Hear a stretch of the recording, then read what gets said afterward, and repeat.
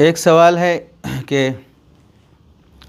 جو لوگ کاروبار کرتے ہیں، درمیانی کاروبار میں جب پیسوں کی ضرورت پڑتی ہے اور کاروبار بڑا ہوتا ہے تو درمیان میں کسی سے 5 لاکھ 10 لاکھ 2 لاکھ اس طرح انویسٹمنٹ کے طور پہ لے لیتے ہیں، اور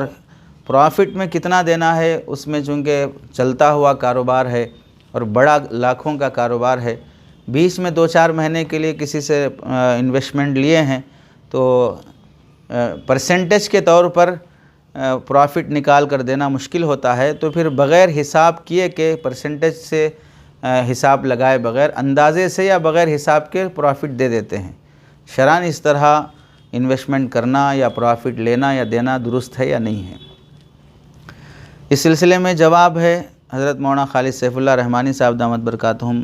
جواب دیتے ہوئے لکھتے ہیں کہ اسلامی نقطہ نظر سے سرمایہ لگانے والوں کے لیے نفع اسی وقت حلال ہوگا جب کہ نفع میں تناسب مقرر کر دیا جائے، یعنی فیصد اور پرسنٹیج پروفٹ کا ہونا چاہیے۔ جو نفع ہوگا اس کا اتنا فیصد سرمایہ لگانے والے کو دیا جائے گا اور اتنا فیصد محنت کرنے والے کا ہوگا۔ اسی تناسب اور اسی فیصد کے پرسنٹیج کے لحاظ سے دونوں نفع اور نقصان کے بھی ذمہ دار رہیں گے، اور اس طرح معاملہ طے کیے بغیر علل حساب نفع دے دینا، یعنی جیسا بھی ہو حساب کتاب کیے بغیر حساب کے پروفٹ اتنا اندازے سے دے دیا جائے گا تو یہ معاملہ سود میں داخل ہوگا، شرعاً اس کی اجازت نہیں ہے۔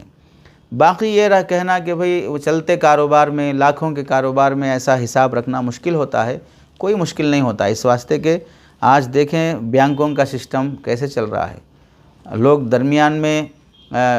سیونگ اکاؤنٹس کھلاتے رہتے ہیں، درمیان میں وہ لوگ فکسڈ ڈپازٹ کرتے ہیں، پھر دوسری شیئر مارکیٹ کی بڑی بڑی کمپنیاں ہیں، میوچول فنڈ ہے،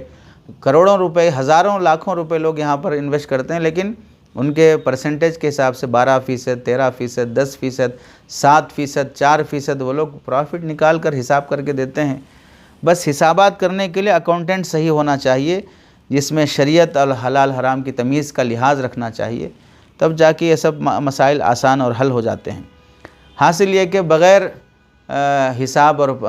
پرسنٹیج کے اندازے سے کسی کو بھی انویسٹمنٹ کا پروفٹ دینا